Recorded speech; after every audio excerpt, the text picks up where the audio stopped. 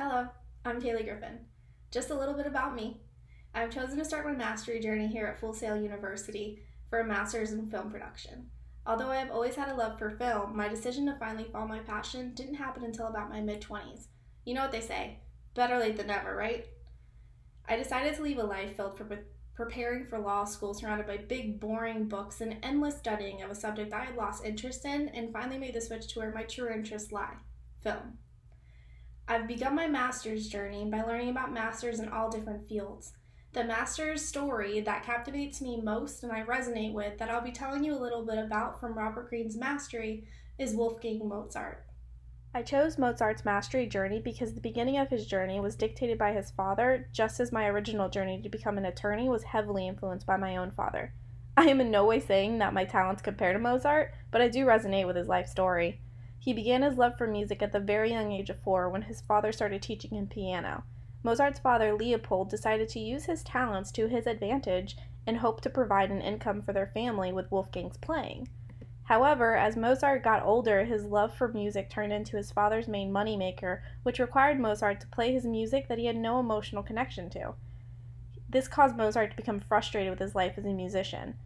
Mozart finally reached a breaking point and broke away from what his father wanted him to do and began to follow his passion of creating his own compositions. Mozart's life story helps me on my own personal journey because it shows that you will always be happier when you're able to follow your passion when you want to follow it.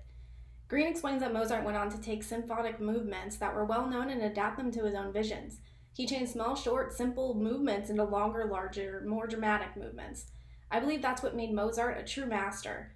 He took what he learned throughout all of his years, playing for and learning from established composers, and made it his own version. Mozart's story also helps me because it is a perfect example of just how far you can go when you learn as much as you can from whoever you can. Now let's pretend for a moment that I can go back in time and speak with Mozart. I have 2 questions that I would ask him. Greene explains social intelligence as seeing people as they are. He notes a major part of social intelligence is creating a personal and public persona in business and social situations. In speaking with Mozart, I would keep a professional but kind persona just like he did throughout his career so he would feel comfortable speaking with me. When you were young and learning from composers, they would often invite you to events that you would politely decline based on reasonings that you were sick or already engaged in other plans.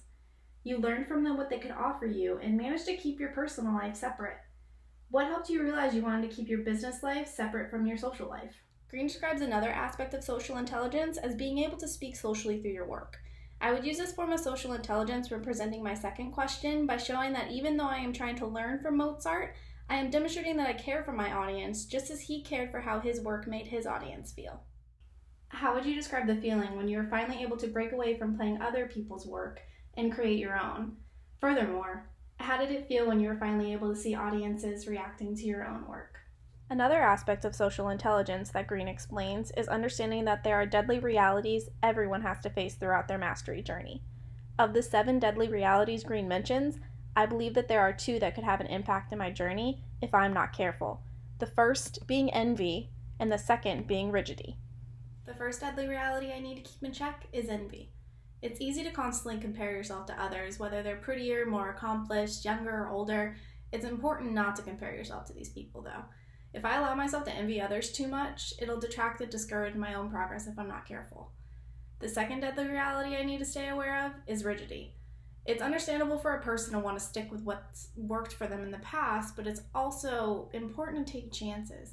If I were to allow myself to get stuck in the whirlpool of rigidity and constantly create content similar to each other, then my career probably won't advance very much and I'll get stuck in a rut.